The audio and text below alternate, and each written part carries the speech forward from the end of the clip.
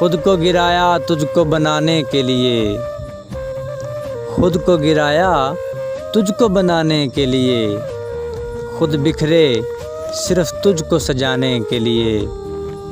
बुजुर्गों से सुना था कि यार पे जान कुर्बान, एक यही सोच ले आई तुझको बचाने के लिए। हमको कान दिए तेरी आवाज़ सुनने को, हमको कान दिए तेरी आवाज़ सुनने को, तुझको ज़बां दी कि फरमाने के लिए। तू परी होकर भी चुड़ैल की मानिंद लगती है, नैन तेरे हैं मेरे नैन नक्श मिटाने के लिए। अरे ये क्या बात पकड़ रखी है अराइयों ने जानियाँ, फ़कत सैयद ही दिखे इनको नचाने के लिए।